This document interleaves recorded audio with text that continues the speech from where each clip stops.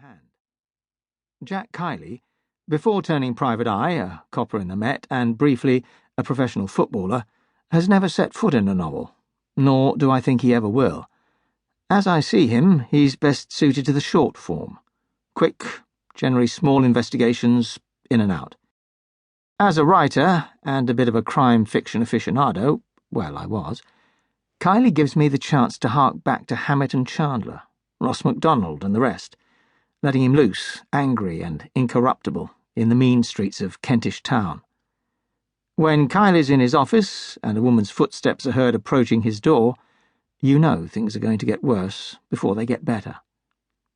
These are the stories I think Jim Crumley would have liked best. Short stories can also be invaluable for the opportunity they provide for trying out characters and situations you're unsure of, walking them round the block, as I believe Elmore Leonard once described it. I wrote Karen Makes Out, Leonard said, to see if I'd like Karen Sisko enough to develop a novel around her as a federal marshal. Clearly he did, and Out of Sight was the result, first the novel and then the movie. Frank Elder first saw the light of day in Due North, and went on to be the main protagonist in 3 novels, Flesh and Blood, Ash and Bone, and Darkness and Light, while police officers Will Grayson and Helen Walker, who make a belated appearance in Snow, Snow, Snow, on the trail of a prolific hitman who has so far eluded capture, handled most, but not all, of the detection in Gone to Ground and Far Cry. Tom Whitemore, the leading character in Sack o' Woe, one of the most recent stories included here, had a walk-on part in the 3rd Elder novel, Darkness and Light, and I remembered him as someone I wanted to return to. Now that he's been around his particularly difficult block a little more, who's to say he won't appear again? Drummer Unknown, which, as was pointed out to me, is the only piece I've written in the first person, was a relatively early attempt to write about the world of London's Soho between the late 50s and the mid-60s, a world of jazz clubs, street corner vice and petty crime, some not so petty, and a particularly British kind of bohemia that I skirted round and began tentatively to explore in my late teens and early 20s. The 2 stories towards the end of the book, Just Friends and Minor Key, take this further, both revolving, as they do, around a central group of characters who might, one day, be dealt with at fuller length in the novel set in and around Soho I've been threatening to write for so long, neither my editor nor my agent believe I'll ever actually do so. The stories are there, though. They're among my favourites in the collection, and the characters are starting to take shape, so you never know. It's true to say that all of these stories exist because someone asked me to write them.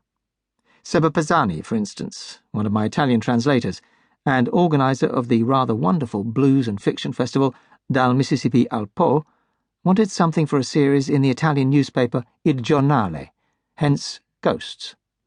My publisher in Finland, Otava, requested a Resnick piece to distribute at the Helsinki Book Fair, thus, well, you needn't. Certain editors and compilers of short story collections have been assiduous and kind. Maxim Javakovsky, Otto Penzler, Robert J. Randisi come immediately to mind. Without them, this book would be a meagre thing indeed. Ross Bradshaw, at Nottingham's 5 Leaves, has been a consistent supporter, as have Ed Gorman and Martin Greenberg in the States. But perhaps the final thank you, on behalf of so many writers of crime stories, as well as myself, should go to the estimable Janet Hutchings, editor of Ellery Queen Mystery Magazine, who has published many of my stories through the years, filtering out most of the extreme profanities, but leaving the heart intact. Sack o' Woe. The street was dark and narrow, a smear of frost along the roofs of the occasional parked car. 2 of a possible 6 overhead lights had been smashed several weeks before. Recycling bins, blue, green and grey, shared the pavement with abandoned supermarket trolleys and the detritus from a score of fast food takeaways. Number 34 was towards the terrace end, the short street emptying onto a scrub of wasteland ridged with stiffened mud, puddles of brackish water covered by a thin film of ice. January. Tom Whitemore knocked with his gloved fist.